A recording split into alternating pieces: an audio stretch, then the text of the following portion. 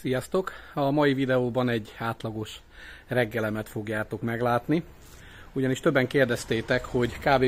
Mennyi időt vesz igénybe egy ilyen gazdaságnak a etetési ideje.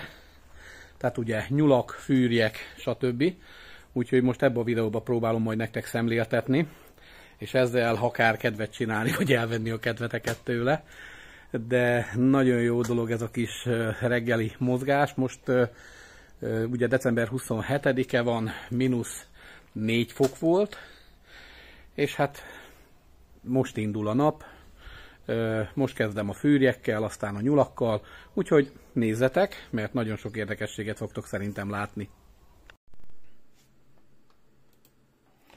Nos, sziasztok! Hát egy kicsit felgyorsítottam a videót, mert így 24 perc lett volna az etetés itatással, így próbáltam ezt 10 percbe lesűríteni. Úgyhogy most gyorsítva megy az egész, közben ugye próbálom mondani, meg látjátok ti is, hogy mit csinálok. Első körbe mindig reggel a tojásokat szedem össze, a fűrtojásokat, most elfelejtettem magammal tojástartókat vinni, éppen ezért a vödröt kiürítettem, amiben beszoktam keverni a fűrjek kajáját, és abba szedegetem össze a tojásokat. 67 tojást szedtem össze, ha jól emlékszek, de ami nagyon fontos, hogy ez most emelkedő tendenciát mutat, mert elkezdtek a legfiatalabb fűrjek is tojni, és már tőlük is 10 akárhány jön ki egy nap. Ugye egyel indult, és egy hónappal ezelőtt még egy tojást se tojtak, úgyhogy ez most nagyon jó arány. Ha ez megvan, végig szoktam nézni az itatókat, ugye nagyon egyszerű az itatás, csak a vödröket kell feltölteni. Aztán ugye félreteszem a tojást, megyek a nyuszikat itatni. Hát mivel, mint említettem, -4 fok volt hajnalba, így számíthattam rá, hogy akár valahol be lesz egy kicsit fagyva az itató edény, de hál' Istennek nem volt. Tehát a fa alatt annyira megvédte, hogy nem fagytak be ezek az itató edények. Pont a napokban kérdezte az egyik néző, hogy hogyan oldom meg télen az itatást. Hát elsősorban csak félig töltöm az itató edényeket, ezeket a literes edényeket, nem tovább. Miért? Ugyanis, hogyha kijövök és azt látom, hogy befagyott, és itatási idő van, akkor egyszerűen nekiállok és forró vizet hozok, de tényleg nagyon-nagyon forró vizet, azzal töltöm fel, és még a csurtig befagyott ilyen itatót is simán a forró víz feloldja benne a vizet, és a nyúl 5 percen belül már tud vizet fogyasztani. Ez főleg az anyáknál fontos, mivel hogy az anyáknak mindig kell, hogy víz legyen előttük, de hogyha tartósan 7 fok alá csökken a hőmérséklet, tehát -7 fok alá, tehát -4 és 7 fok között van, akkor még tudom ezt a melegvizes megoldással az itatást csinálni, de hogyha ettől lejjebb, vagy esik a hőmérséklet, akkor ez már nem játszik szerepet. Itt közben az egyik nyuszim lefiart tegnap este, tegnap még nem akartam benyúlni a fészekbe, ma megnézem, hogy kb. Hány kis nyúl lehet benne, illetve mind mozgott-e. Ugye éreztem, hogy olyan 7-8 darab kis nyúl volt a tenyerem alatt, kivenni nem akartam őket, mert hideg volt, és eleve az anyjuk kevés szőrt rakott rá, hát bízok benne, hogy ezt fogja pótolni. Ugye ezután mindig megengedem a vizet, inkább elteszem majd a garázsba a 2 vödörrel, mivel hogy áramkimaradást ígértek, illetve a kolbász még mindig itt van kint felakasztva az eresz alatt, és a szalonna is. Lényegében érlelem itt a kolbászt, és jót tesz neki, hogyha így kifagy, természetes faggyal. Ezt őseink, édesapám is, nagyapám is mindig így csinálta. És eleve a nyúlkolbásznak célszerű legalább 1 hónapig érlelődni, mielőtt nagy fogyasztásra elkezdjük használni. Következő lépésként ugye megkezdem a terménnyel való etetést a nyusziknál. Minden reggel ezt a 20 literes vödröt használom, 6 1,5 literes edénnyel teszek bele a fagyis dobozzal a zabból, 2 1,5 literes a tengeriből, tehát kukorica, és 1 1,5 literes tritikálé, illetve 3 1,5 literes nyúltápot is hozzáadok, és ezt jól összekeverem. Ez egy általánosan jó energiadús kaja lesz a nyusziknak. ahol természetesen külön anya van, kis nyulakkal, akkor tisztán adok nekik tápot, de ahol nincs külön, akkor ezt a keveréket kapják. És mielőtt bárki megkövezne, hogy kukoricát adok a nyulaknak, igen, tudom, mondtam azt, hogy a kukoricával nagyon óvatosan, de azt sem mondtam, hogy tilos.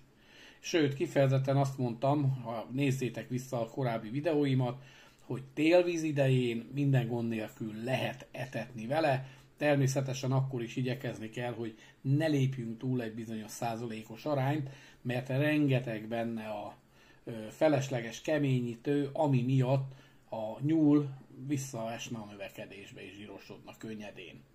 Úgyhogy ezért is etetem, és ugye jelenleg, mivel most a november-decemberi hónapban már meg tudtam szabadulni közel 30 nyuszitól, de így nagyon hálás vagyok azért is, hogy csak 2 ilyen vödörrel kell bekevernem. Voltak ugyanis időszakok, bocsánat, amikor sajnos 4 vagy 5 ilyen 20 literes vödörrel is egy etetéskor kiment az etetőedényekbe. És az napi szinten ismételve, az rengeteg pénz. És főleg úgy, hogy mondjuk igaz, akkor meg voltak rendelve a nyulak előre, ha vágáskész nyulak, tehát nyugodtan etethettem, hogy tudtam, hogy el fogom tudni adni a nyulat, de így bizonytalanra még a 2 is sok, hogyha napi 2 ilyen adagot kell kiadnod, szorozd be, hogy ez mennyibe jön ki, táppal mindennel, úgyhogy nem kis költség. De, hogyha az ember nem foglalkozik semmivel, akkor ne is számítson semmire. Úgyhogy szépen megy a adag hozzá, most megvan a második keverés is, és itt, ha megnézitek, ott van egy fészek.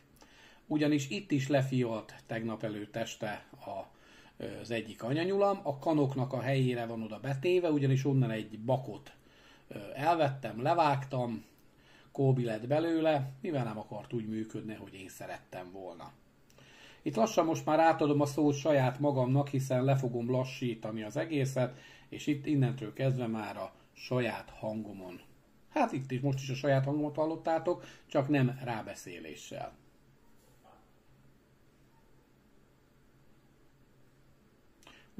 60-ba, 59-be nyulak vannak.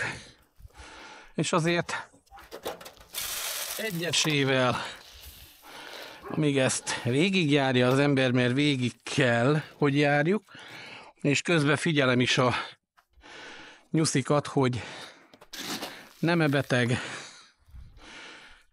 mozgékony, nem mozgékony, van-e előtte kaja, nincs előtte kaja. Az a jó, ha nincs előtte kaja. De ha van, akkor azon gondolkodok, hogy nem-e többet adtam neki esetleg, mint máskor. És ugye ezeket mind-mind számon kell tartani. Ezért is, ha nyúltenyésztő vagy nyulász vagy, mindenképpen fontos, hogy ismerd a nyulaidnak a egészségügyi állapotát. Mert, és ezt csak úgy fogod tudni nyomon követni, hogyha minden nap foglalkozol velük legalább egyszer. Nos, ezt szépen visszazárjuk. Tyúkok is várnak. Úgyhogy egy adag kapirgálni valót adok nekik.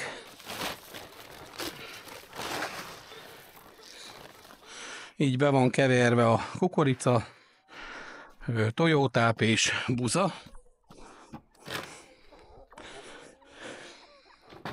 Elég szépen tojnak, hiába hideg idő van. Mégis hozzák a napi 20, de van úgy, hogy 26 tojást is.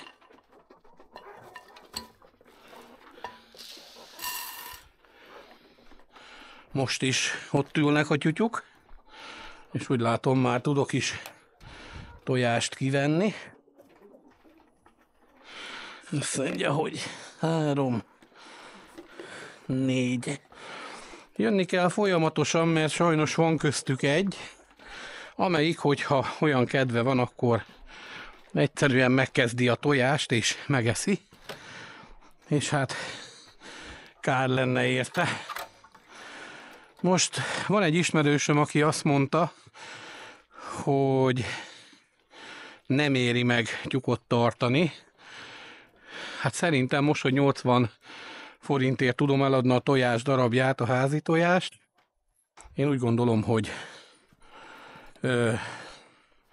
megéri. Persze, hogyha tojnak rendszeresen, és hogyha nem pusztulnak el, ez mind benne van a pakliba. Ugyanis minden hónapban írom, hogy mennyi feleslegünk keletkezik, és eddig nagyon úgy jött ki, hogy igazából keletkezik annyi felesleg, hogy maga a tojás, amit mi elfogyasztunk, és azért mi is fogyasztunk még emellett is, tehát a fűtojás mellett is elég sok tyúktojást, teljesen ingyen van. Ti is jól láthattátok, hogy a reggeli rutin azért egy kicsit megdolgoztatja a végtagokat. Nem bánom, őszinte vagyok, hogy nem bánom, bár korán fel kell kelni, és csinálni kell ezt nap mint nap, ezt reggel és este, de mindenképpen tudom, hogy miért csinálom. Ez különbözteti meg azért a falusi embert a várositól. Nem akarom őket semmiféleképpen a városit leminősíteni, nehogy félreértsétek. Ugye neki nincs ilyen lehetősége, a falusi pedig, akinek benne van a vérébe, aztán nincs is ilyen lehetősége valahogy, vagy álmodik róla, vagy törekszik rá, hogy legyen valamilyen lehetősége. De sajnos egyre több emberből kezd ezek a plusz munkákat adó folyamatok megszűnni, kiégni.